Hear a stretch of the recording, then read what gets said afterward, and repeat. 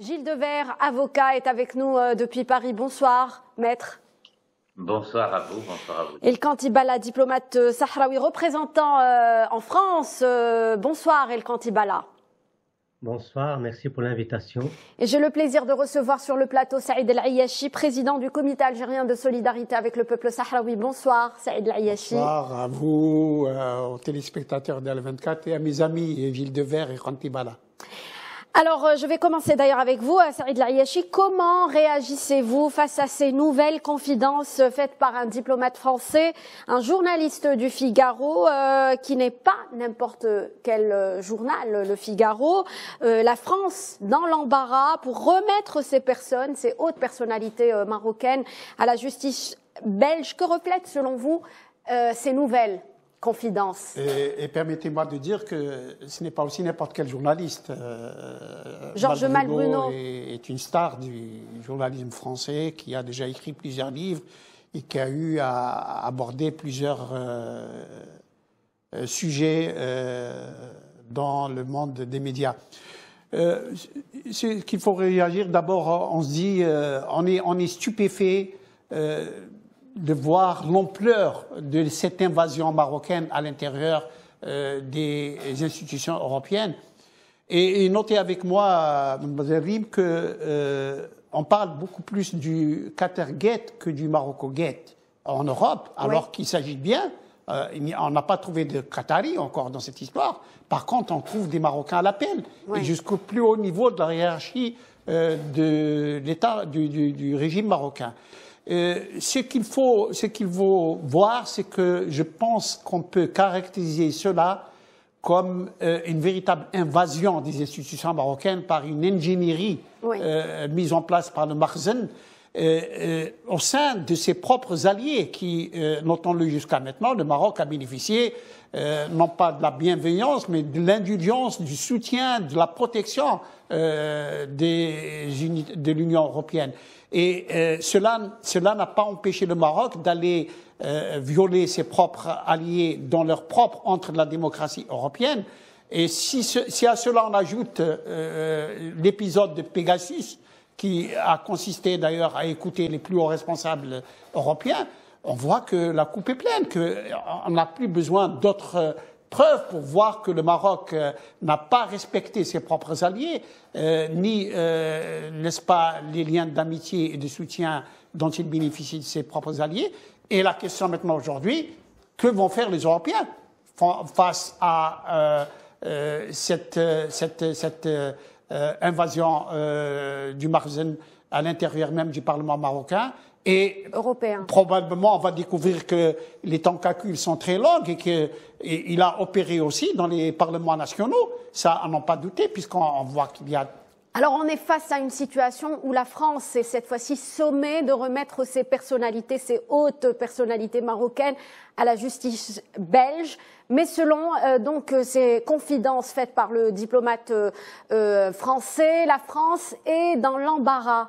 Que révèlent, selon vous, de telles confidences, Saïd El-Ayachi? Elle révèle tout simplement que cette gêne française, face à une demande expresse des magistrats belges, doit, n'est-ce pas, se traduire par une position qui doit être claire, où elle livre ces responsables marocains qui sont demandés par la justice.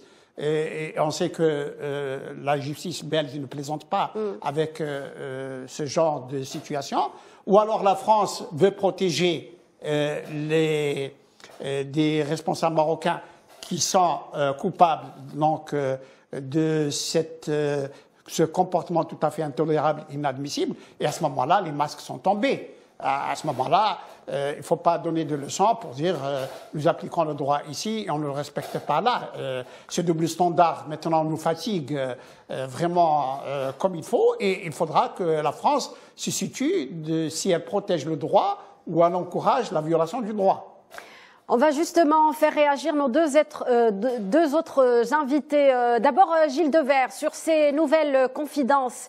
Sur donc le fait que la France doit livrer ces personnes à la justice belge. Comment Comment doit-elle réagir? Dans quelle posture est-elle? Mais écoutez, comme qu'un diplomate cherche à faire de la diplomatie, évidemment, on va le comprendre. La gêne qu'il peut y avoir à mettre en œuvre ces mandats d'arrêt, ça, on le comprend bien. Mais la justice, elle est sec comme un coup de trick quand on est à ce stade-là.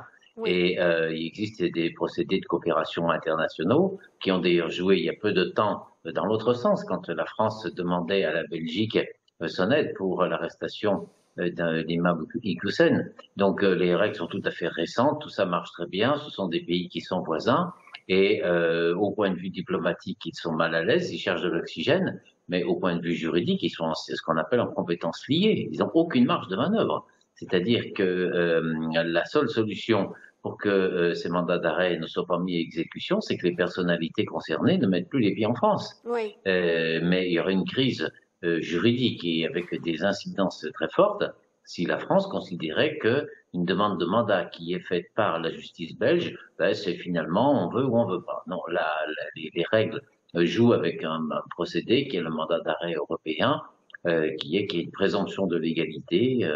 Et l'arrestation est immédiate, c'est-à-dire que quand il y a un débat après l'arrestation. Et le mandat par lui-même amène à l'arrestation, et que ce soit pour quelque motif, que ce soit personnel, professionnel, que ces personnes se rendraient en France. Donc les diplomates ne sont pas contents, les diplomates sont dans l'embarras, oui. Mais la justice fait son travail de manière implacable et la marge de manœuvre, je la situe à 0. Très bien, il faut rappeler que la relation entre le Maroc, cette affaire intervient alors que la relation entre le Maroc et la France n'est pas au beau fixe depuis un certain temps. Le Maroc, dernièrement, a décidé de mettre fin à la mission de son ambassadeur sans désigner un successeur. El Kanti Balla, comment percevez-vous tous ces développements? Je pense que ce sont des développements qui sont plutôt positifs, étant donné ce qui vient de se passer tout récemment, notamment l'arrestation de Marc Tarabella, l'eurodéputé belge, l'arrestation de Andrea Cozzolino à Naples par la police italienne. Et aujourd'hui, on apprend via le journaliste Georges Malbruno que la justice belge demande à la justice française de procéder à l'arrestation d'un certain nombre de hauts responsables marocains qui seraient impliqués dans cette organisation criminelle telle que qualifiée par la justice belge. Donc, on voit là que s'il n'y a pas d'interférence du pouvoir politique sur le pouvoir judiciaire en France, comme le rappelle Maître Devers, la justice est implacable et donc ces responsables marocains seront à n'en pas douter arrêtés dès qu'ils mettent leurs pieds sur le sol français ou probablement sur le sol d'autres États européens. Donc, alors on a un précédent tout de même, mais le précédent ne concerne que la France dans le cas de Hamouchi, le chef de la police marocaine qui a été visé par un mandat. Un juge français est venu le voir et finalement il y a eu quelques magouilles qui lui ont permis la sortie en douce du territoire français, mais ça a quand même conduit à une crise entre la France et le Maroc, poussant à la rupture de la coopération judiciaire entre les deux pays. Donc des conséquences assez importantes et négatives peuvent avoir lieu derrière cette demande de la justice belge. Alors, El Kanti Balla, Saïd El Ayachi a parlé du cas de Hamouchi, bien que le Figaro n'a pas cité donc les noms de ces responsables qui sont visés par ce mandat d'arrêt. On parle quand même, on peut citer, plusieurs noms ont été cités dans les différents témoignages et dépositions des principaux mis en cause dans ce scandale. Il y a donc Abdelrahim Atmoun, qui est l'ambassadeur du Maroc en Pologne, Yassine Mansouri, ou encore Mohamed Belahrache, deux hauts responsables au sein des renseignements marocains. De très hauts responsables, dont l'un est très proche du roi, en l'occurrence Mansouri. Et effectivement, ce qui vient à l'esprit immédiatement, c'est le cas de Hamouchi, il y a quelques années où il a été signifié donc un arrêt de justice. Et on se rappelle à ce moment-là comment le Maroc a réagi. Alors évidemment maintenant le Maroc a pris la main dans le sac et en plus ce n'est pas la justice française avec laquelle, sans évidemment jeter la pierre à personne, qui aurait pu peut-être être plus ou moins indulgente, c'est la justice belge qui, on a vu avec combien de sérieux et de célérité aussi elle a traité l'affaire. Maintenant, que peut faire le Maroc? Il va recourir encore à ce qu'il fait depuis toujours, c'est-à-dire le chantage et la menace, en essayant de recourir aux armes qu'il manie depuis toujours, c'est-à-dire menacer de déverser la drogue sur l'Europe, dire que je n'ai pas de prise sur les réseaux terroristes, sur l'immigration clandestine, surtout maintenant dans la situation où est l'Europe. Et par conséquent, le Maroc va recourir encore une fois au chantage et à la menace pour essayer de desserrer l'étau qui s'organise autour de lui. Mais bien entendu, cela ne peut se faire qu'au détriment de ceux qui cèdent. Et à ce moment-là, encore une fois, il faudra bien qu'on nous dise quand est-ce qu'on peut appliquer le droit et quand est-ce qu'on ne peut ne pas l'appliquer et selon quels critères ceci ou cela. Oui, alors vous parlez de chantage, donc ajouté à la corruption, toujours en lien avec ces révélations. Il y a également un autre tweet du même journaliste du Figaro, Georges Malbruno, qui cite aussi donc le diplomate français. Et au moment où on parle justement d'une prétendue visite du président français au Maroc, le Maroc aurait demandé à publier une déclaration contre l'Algérie avant cette visite présidentielle. C'est encore une fois du chantage quand il s'agit de l'Algérie. Bien entendu, maintenant le Maroc conditionne la visite d'un président français par ceci ou cela. D'ailleurs, cette même entreprise de corruption à l'intérieur du Parlement européen nous explique aujourd'hui comment ont été prises toutes les résolutions tout à fait injustifiées contre l'Algérie pendant des années. C'est-à-dire qu'il y avait un réseau qui travaillait au service du Maroc à l'intérieur de l'Algérie.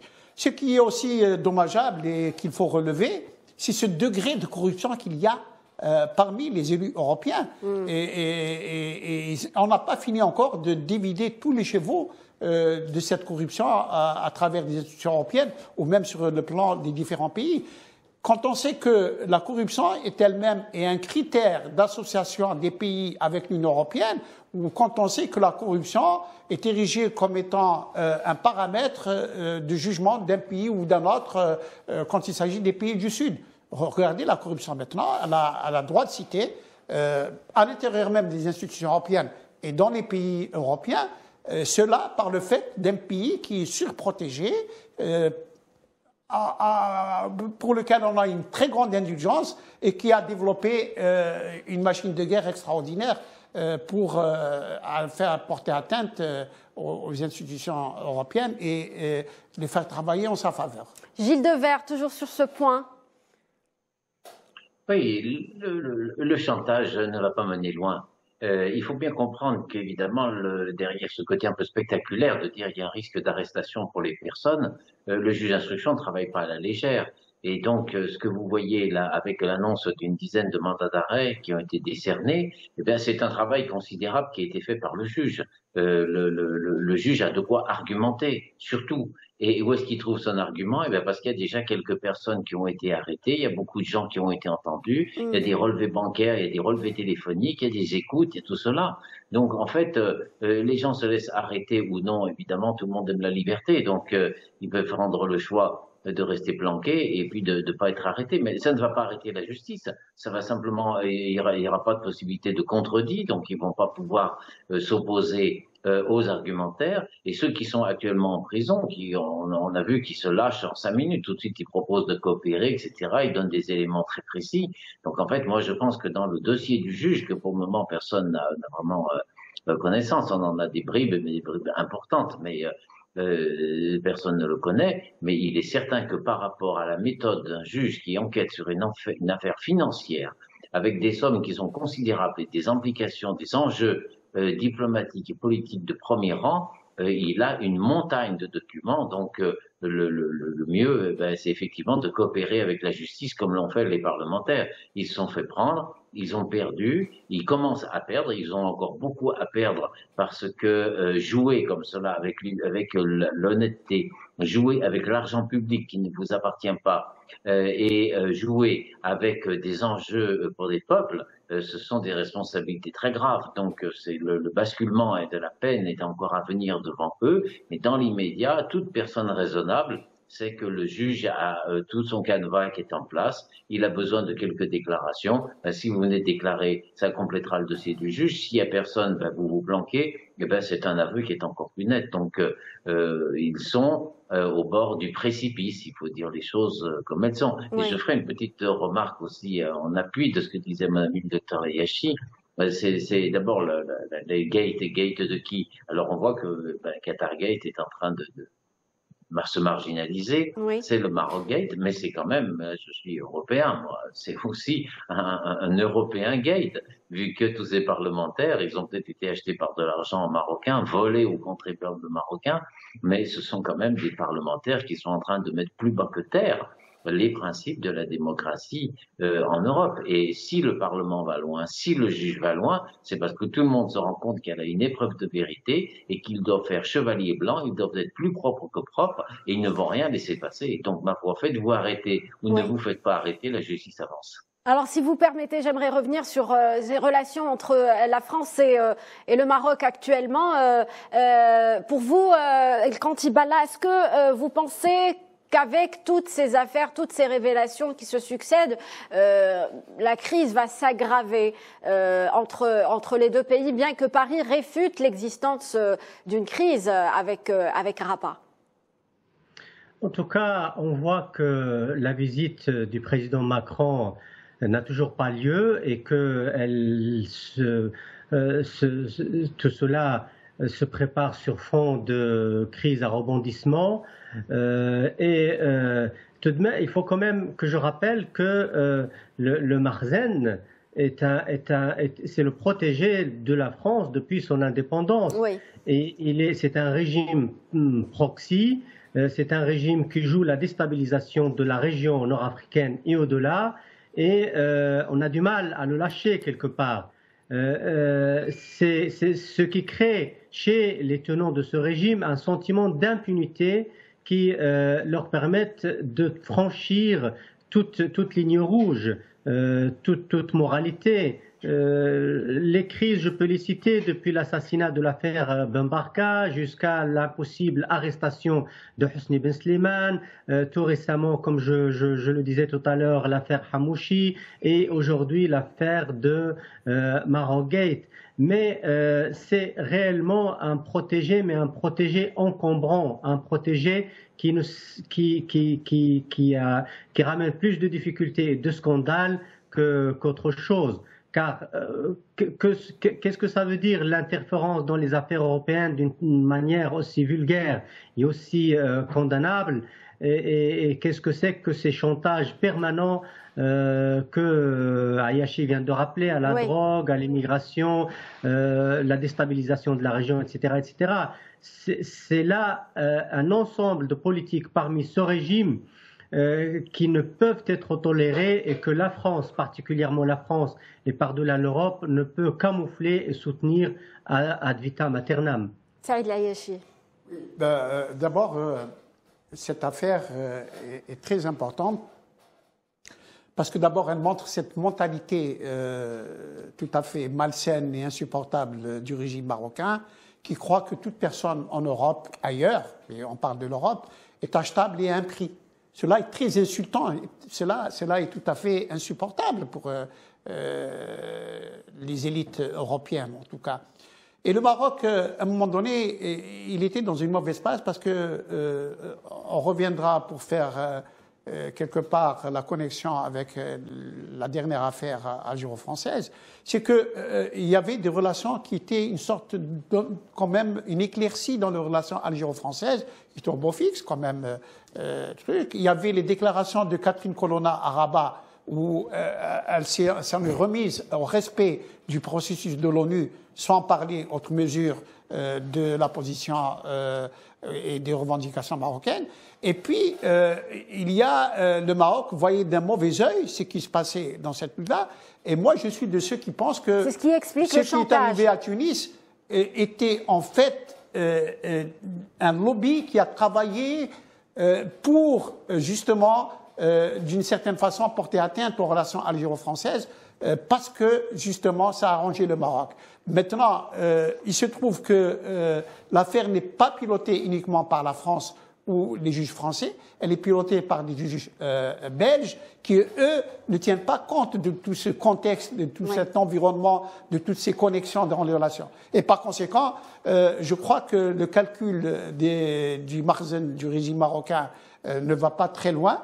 Et il est certain qu'il va devant de très grandes difficultés dans ses relations avec l'Union européenne, qui jusqu'à maintenant a été un très grand soutien pour les régimes marocains. J'ajouterai, si vous le permettez très rapidement, qu'en 2023, et Gilles Devers le dira mieux que moi, nous attendons le prononcé définitif du jugement de la Cour de justice de l'Union européenne en ce qui concerne donc les ressources naturelles sahraouies et donc l'accord d'association entre le Maroc et l'Algérie et le Maroc entre l'Union européenne et le Maroc et cet accord, on n'en pas douter, sera favorable aux franco-algériens. Et pour cela, on va laisser la justice faire son travail dans ce scandale. Elle le fera. Et ce sera en défaveur du Maroc. Et par conséquent, là aussi, on verra si les Européens vont respecter leur propre justice et on verra si les Européens vont réagir à cette agression caractérisée du Maroc. On arrive à la fin de l'émission. Merci Saïd El Ayachi.